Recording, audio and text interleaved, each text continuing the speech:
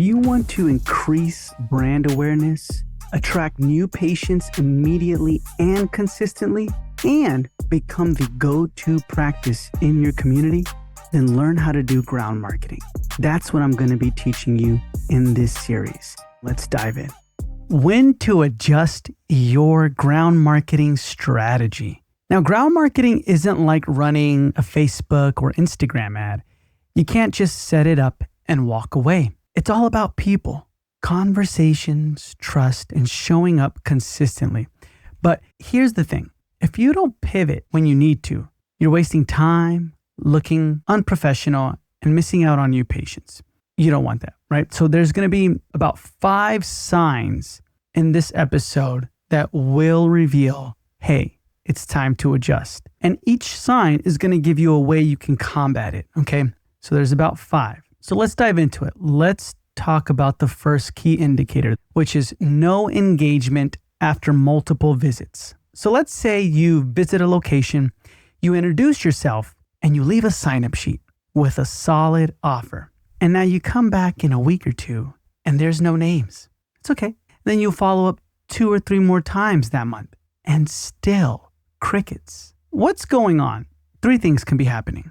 Number 1, you have the wrong audience. It means their customers aren't your ideal patients. 2, you have a weak offer. It's not relevant or urgent enough. Or 3, there's no reciprocity.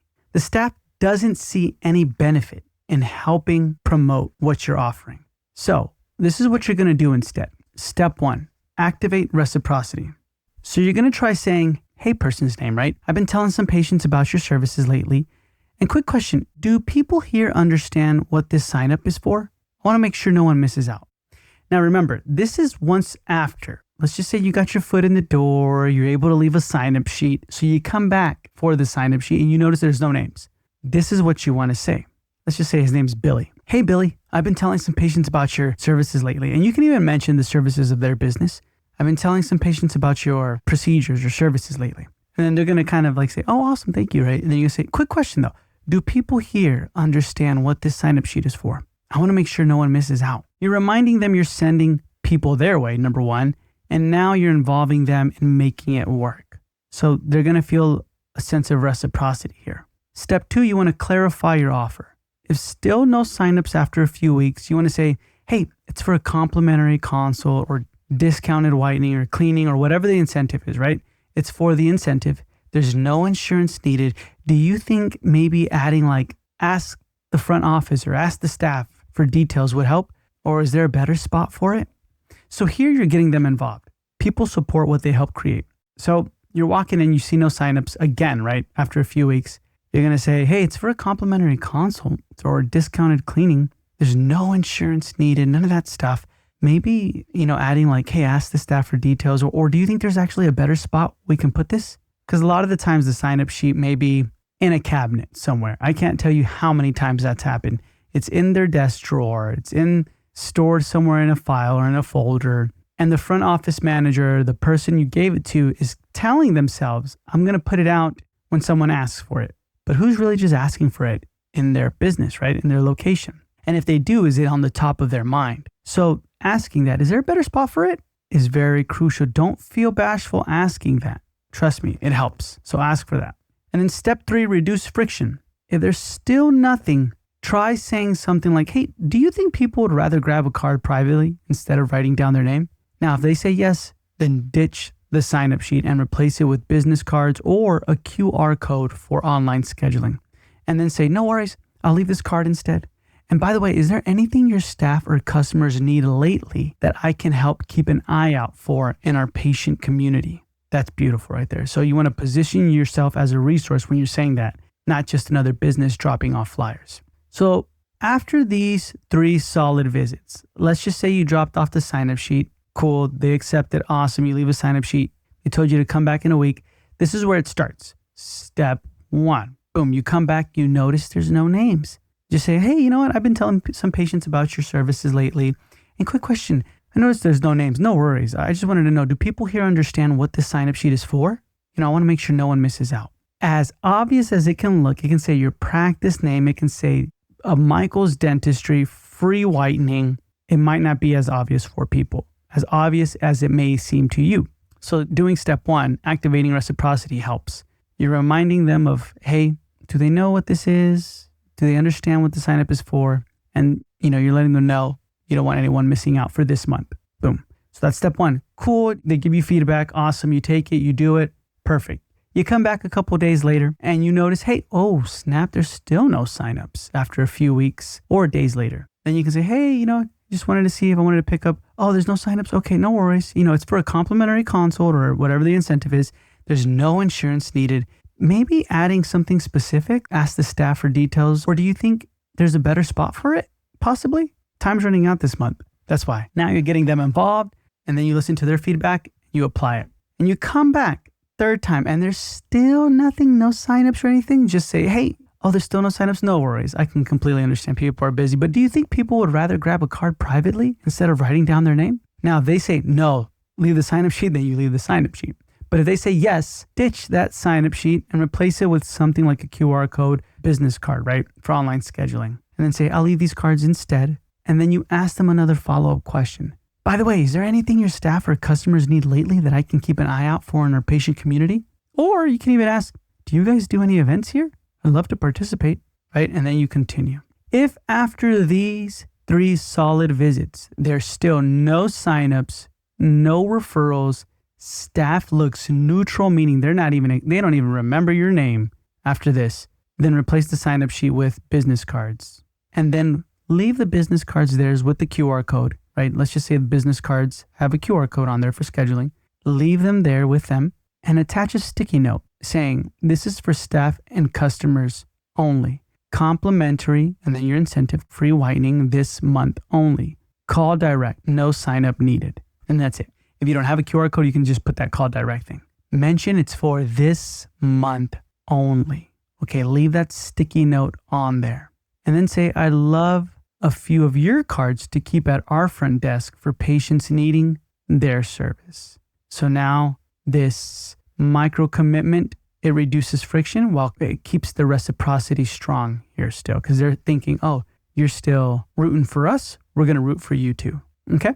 Now, step 5 from this part is a 3-month check-in. So month 1, weekly or bi-weekly visits plus reciprocity. Month 2 is keep referring them patients and tag them on social media if relevant. And month 3, ask yourself, are referrals coming in? Do staff know me by name? And is anything converting?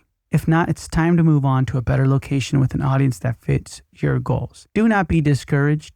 This happens from time to time. You can do all of this, and that 1.00001% may still not be providing you with what you need. And that's when you know it's time to move on. So sign 1, right? Key indicator is there's no engagement after multiple visits. If there's no engagement and you've done all these steps, move on. Sign number 2, or key indicator number 2 that it's time to move on, is low conversion rates, meaning under 10%. An example is if you're giving out offers to 50 people, right? 50 incentives to 50 people, and fewer than 5 book, that's a problem. And there's 3 reasons why. 1, the offer feels low value, might be generic, or doesn't feel worth the effort. You might notice this with consults. Free consultations, right? A little generic. 2, weak follow-up. It's slow, and you have impersonal follow-up, and that's going to kill the conversion. Or 3, wrong audience. Their demographic isn't aligned with what you're offering. So how to fix this? Step 1, double check your target. Are they your ideal patients? Do they actually spend money on personal care or health? Ask yourself these questions. Step 2, reframe your offer. Instead of saying free consultation, say, hey, we're helping adults avoid unexpected dental bills with a free preventative screening this month. Something like that, right? Like, hey, you're going to get unexpected dental bills, or you're going to get unexpected bills from your dental office sometimes. I want to prevent that. Here's a free preventative screening this month only. It's a free consultation, but they don't know that, right? You're rewording it. Or you can say, as part of the location that you're in or the event that you're in, you get an exclusive whitening for free this month to see how bright your smile could be. Or you can say you get an exclusive whitening consultation this month, or an exclusive smile makeover consultation this month to see how bright your smile could be, right? But you're mentioning that place of business. As part of the place of business that you're in or the event that you're in, you get an exclusive incentive this month to see how bright your smile could be. Now, this solves a pain and creates a desire. So it's not just generic services. Step 3 is tighten your follow-up. Always get their contact info immediately and follow up. Get this. You're at the event, you get their contact info. They tell you when to call or text. They give you their name and information. You want to follow up within 4 business hours, not within a day. Now, this is new information, okay? This is extremely helpful. Let's just say you're at an event and the event is an 8-hour event. This has been impactful to the team, to members in the course, is people sign up and then they say, yeah, just give me a call. I should be available sometime this week to come on in for that incentive. Cool. You got their name and number down. Take a picture of the sign-up sheet. Or if you're doing this through iPad and they scheduled and it went through your practice management software, then perfect. Your front office can just handle it from there. But take a picture of the sign-up sheet, send it to the front office, have them call within 4 hours. That person may still be at the event and they may come back and say, hey, I just scheduled for this Tuesday. Someone from your office called. Now you have double confirmation. It's not too hasty. It's not too, oh my gosh, I'm calling right then and there and they could be like right in front of me. Who cares? Do it. Follow up with them within 4 business hours. They can say this. Hey, Billy, this is Michael from Michael's Practice. Thanks for signing up at the event that you're in or the location. We have openings for your free incentive, right, or for your screening this week. Would you prefer Wednesday at 3 p.m. or Friday at 10 a.m.? Just give them 2 options like that. That's it. And it can be a text message. You could even do this. Let's just say there's downtime at the event. Now's the time to send the text message. You don't have to take a picture and send it to your front office and all that stuff. You can just send a text message to confirm. That's assuming you're signing them up and they're waiting for your call. Now, if they schedule through the iPad or a practice management system right then and there, then you already got them in the books. But this gives them clear options to choose from when you do that. Hey, Wednesday or Friday? Don't give them a whole vague or broad, what time this week? No, give them options and minimize their decision. You don't want them to have decision fatigue or anything. Just make it super simple for them. 2 options only and follow up within 4 business hours. Okay, so that's step 2, low conversion rates under 10. That's how you can make the conversion rates higher than 10%. Key indicator number 3, sign number 3 is the ROI stalls after 30 to 45 days. So if after 4 to 6 weeks, your referrals plateau or start dropping, could be because of 3 reasons. Market fatigue. I mean, staff and customers, they just stop noticing you. New competitors, other dental offices are showing up, right? Or 3, the staff lost interest. Your offer now feels routine to them. So this is what you can do. You can reignite the results. And here's a couple of ways. Step number 1, rotate faces. Send a different team member to create novelty. People respond differently to new faces, even with the same brand message. It creates perceived novelty and re-engages attention. Here's an example. Let's just say you rotate the staff. It's another front office or back office or an assistant. They say, hey, Billy, I'm a new team member, or my name is Mike. I work with Dr. Patel's office too, right? I heard you've been awesome in letting us share our offers here. And I wanted to personally thank you and reintroduce what we're focusing on this month, right? Everything can sound the same, just a new face. Obviously, the new face is going to convey new tone. It's going to convey new gestures. It's going to convey a new personality. It's going to be better. So rotate faces. This works because it acknowledges past support while subtly signaling something new is happening worth their attention. And this is a really easy way to reignite results. It's just to, hey, rotate faces. Step 2, have launch-specific campaigns. So instead of general offers, run themed campaigns. For example, Summer Smile Rescue. It's a free checkup before vacations. Have a stress cracks check. Maybe free screening for tooth cracks from clenching. Have campaigns like that. Don't just say, hey, free screenings or free consultations. Make sure you have a campaign attached to it. In the episodes before, I mentioned, and in the ground marketing course, we give you a ton of non-holiday seasonal campaigns that you can run non-stop throughout the year. And they're different, they're unique, and they're effective and guaranteed. Okay, so it doesn't have to be like, okay, what's a campaign? Oh man, I guess this holiday's coming up and that holiday's coming up. Before your benefits run out kind of campaign. This is stuff that everyone is running. So you're just going to kind of be crowded out. But launching specific campaigns that are unique are very, very important and they're beneficial. And obviously they convert really, really well. So in the ground marketing course and in a previous episode, we talk about seasonal campaigns. Make sure you listen to that, bookmark it, run those campaigns. And in the course, I provide the scripts to all those campaigns, the actual flyers and the images and everything on how they can look and so much more. So make sure if you're a member in the ground marketing course to check it out under seasonal campaigns. And if you're not a member of the ground marketing course, I'd love to see you in the course. Make sure you go in there, check it out, enroll, and start running these seasonal campaigns. Step 3 is gamify staff incentives. So you can say, hey, for every person who comes in and mentions your location, we'll enter your name in our Community Heroes raffle. So instead of having a raffle for patients who refer, have a raffle for businesses that refer. That means you have specific locations. It can be this month, we're focusing on fitness facilities. Every single fitness facility that's a partner of ours is involved in our newsletter. And we're going to highlight you guys and we're going to put your information in our hygiene kits when we give it out at events. And those events can be the events that you're participating at their locations too. So, hey, we're doing all that. That's part of the campaign, how you gamify it. You're doing all that. And at the same time, we pick one of the fitness centers for the raffle. And they could either win, everyone in their team wins free whitening, everyone in their team wins a specific incentive. And that's how you get it involved. But at the same time, that's how you get other businesses referring. You gamify the staff. So that's a good step. And step number 4 is refresh materials. So change your flyers or sign-up sheets to new colors or designs to avoid banner blindness.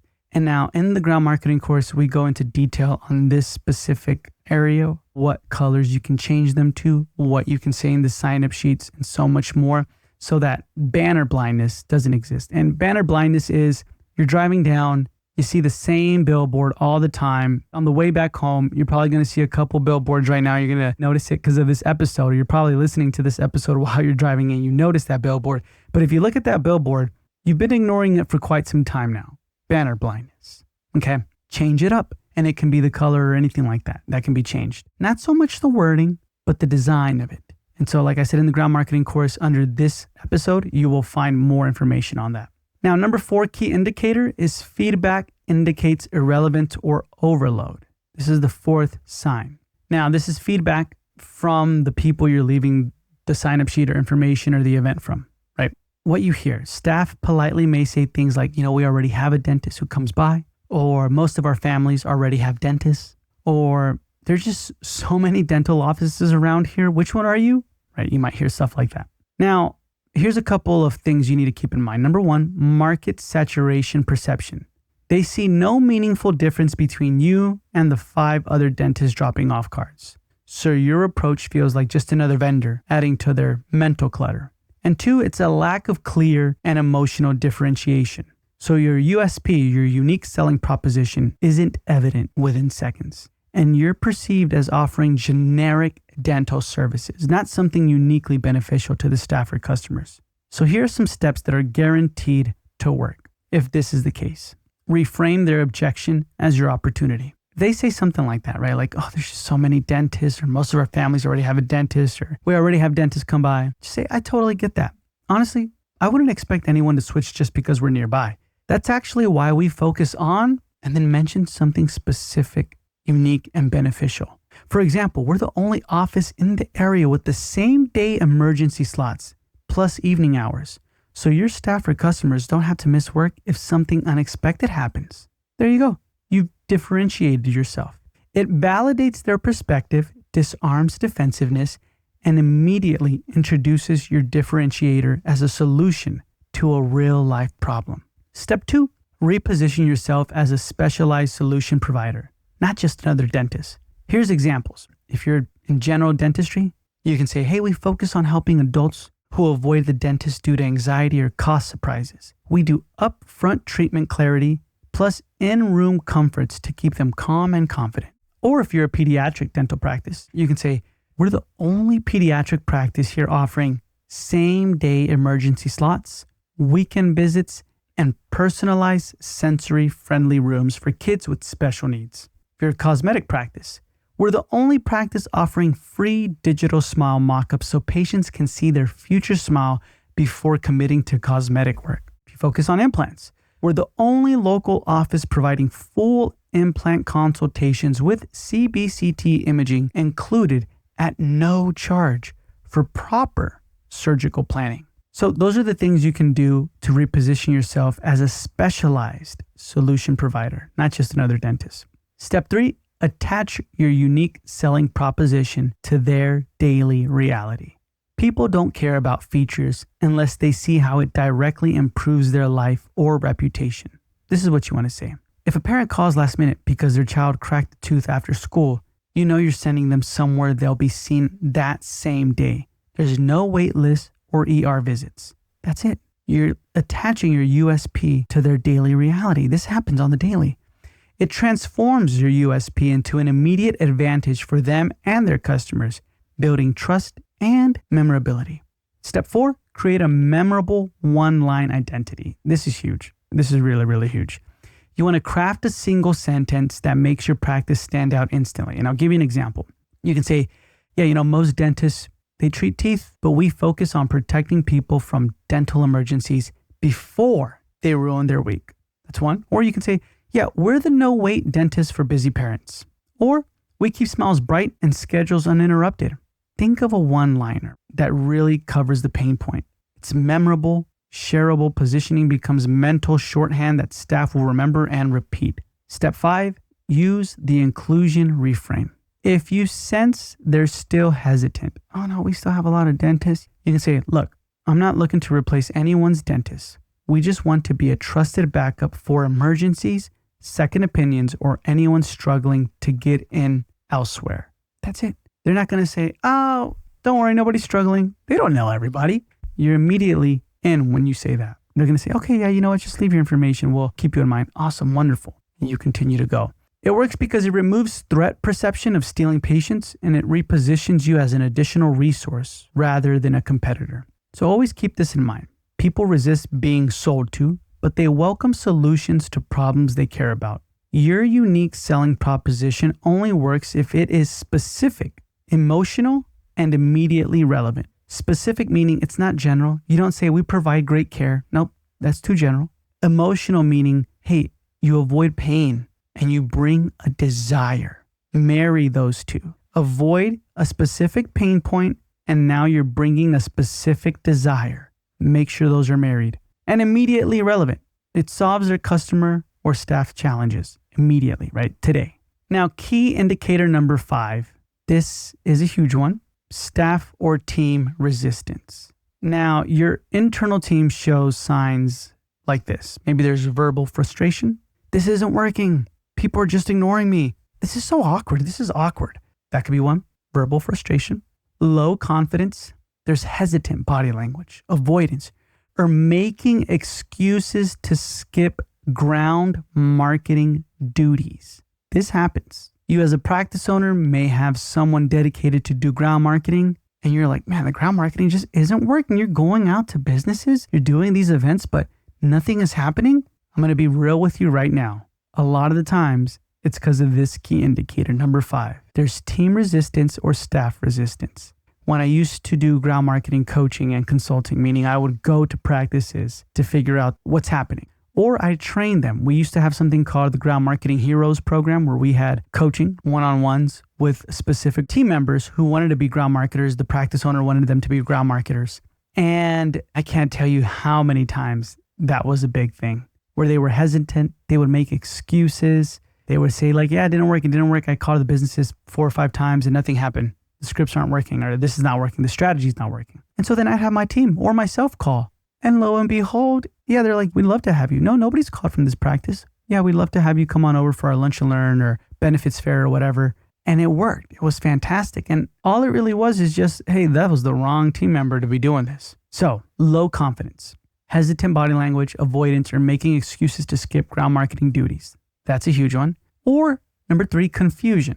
Unsure of what to say, when to go out, and how to handle objections in real time. And that's what the ground marketing course is for, to make sure all of this is covered but at the same time, mainly confusion. I want to give you the confidence in knowing what to say, how to go out, when to go out, and how to handle every situation so you can have success. These are the main 3 things why staff resist: verbal frustration, low confidence, and confusion. Now, why this happens? Well, number 1, training gaps. They haven't practiced realistic objection handling, making them freeze when encountering resistance. Here's the truth. You're not going to have the answer to everything all the time, and that's okay. Give yourself the grace to know that, but at the same time, you can always come back and answer their questions. You don't have to do everything right then and there in that moment, okay? So that's number 1, training gaps. Number 2, unclear KPIs or success metrics. Without knowing what good looks like, they feel every visit is a failure if it doesn't result in an immediate appointment, leading to demotivation. Or it can be vice versa. They can think everything looks good, everything was a success, but your schedule still looks empty. So you have to have clear KPIs and metrics. And 3, there's a lack of emotional buy-in. They see ground marketing as extra work rather than a core driver of patient flow and job security. So enthusiasm and ownership are low when it comes to ground marketing. If you want all the strategies, everything that revolves around ground marketing, you want to learn how to get into apartments, corporations, senior homes, daycare, schools, restaurants, hotels, spas, gyms, every single location you can think of, and we continue to add into it, by the way, this course, then definitely join the ground marketing course. I'm going to put a link to it in the show notes below. You can go ahead and check it out, see everything that you can learn, gain, and at the same time, how it can improve your practice and your life. Not only will you attract new patients immediately, but also you'll be known as the go-to practice in your community.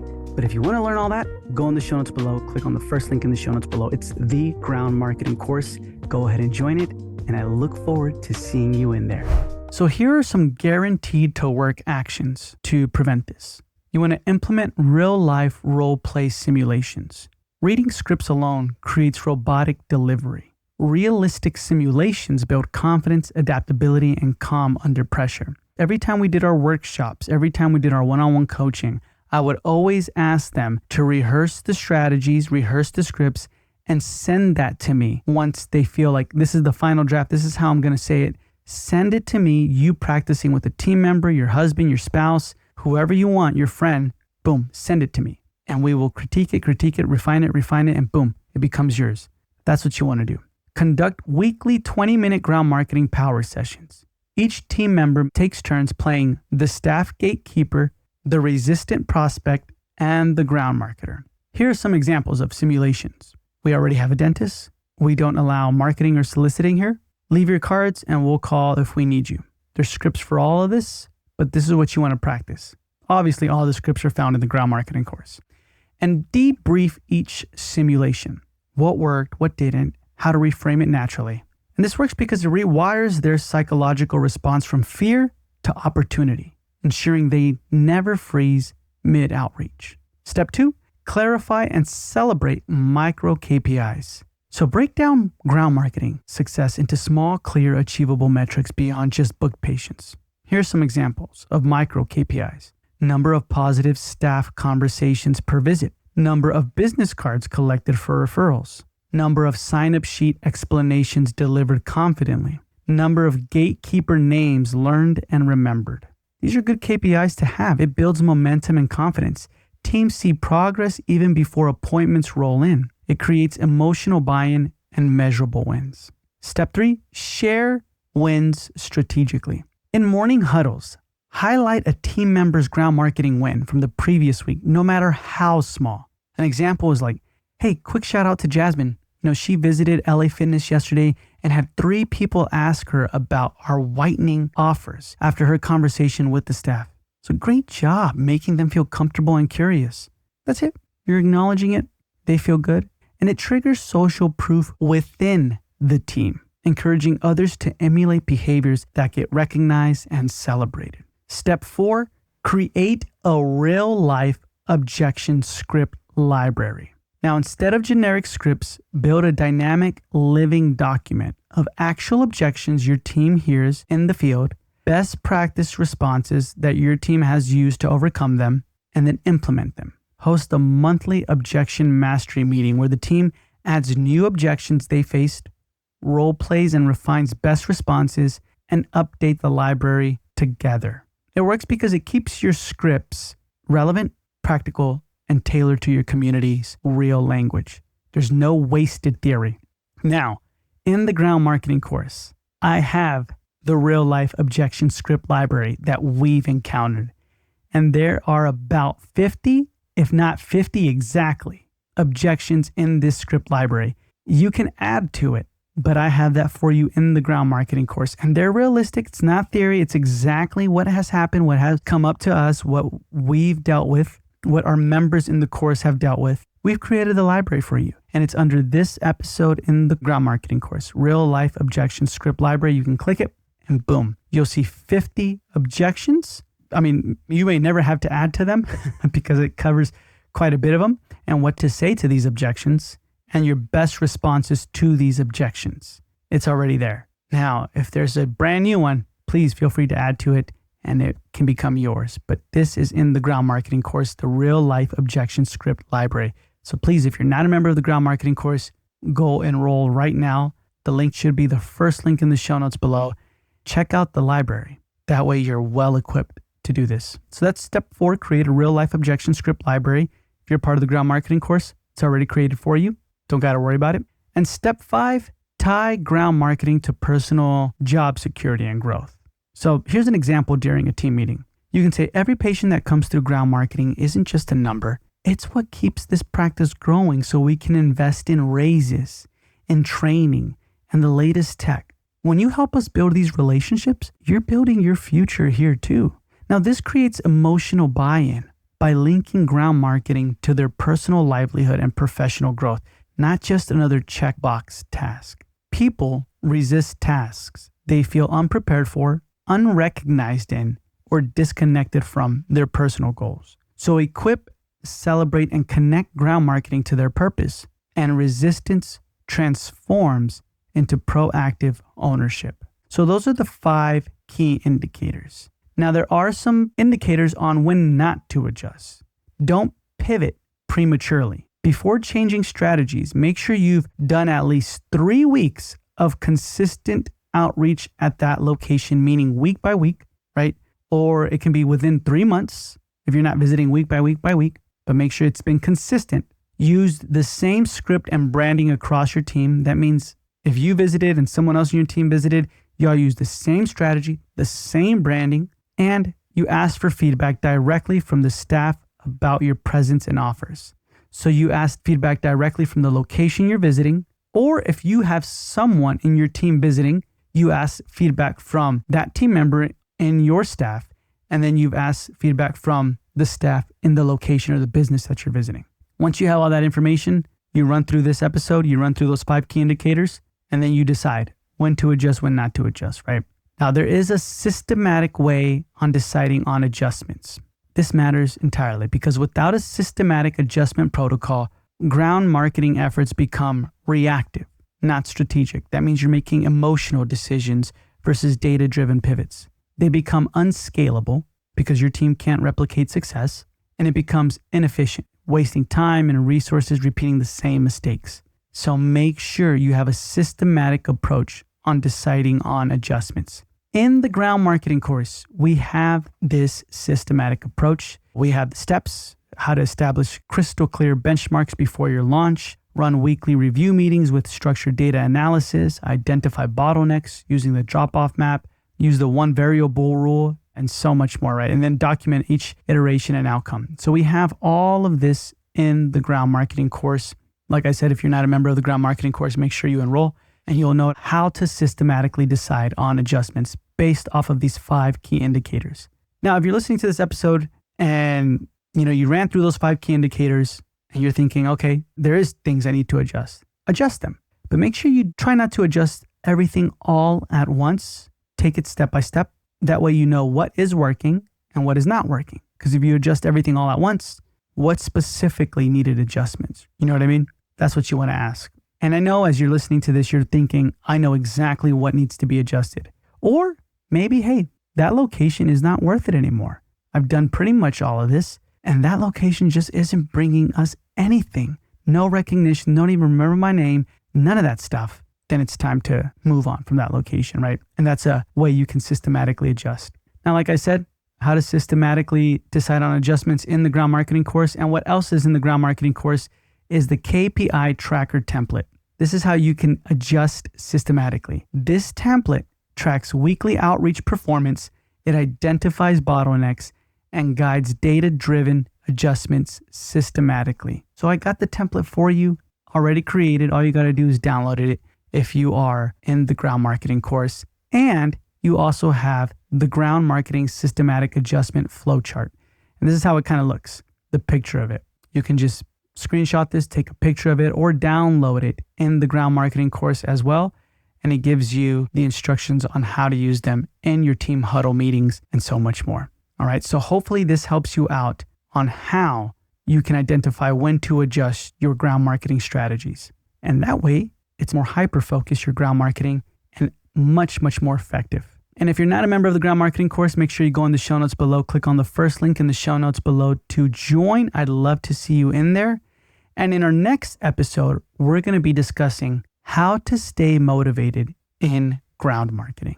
Thank you so much for listening to this episode, and I'll talk to you in the next one.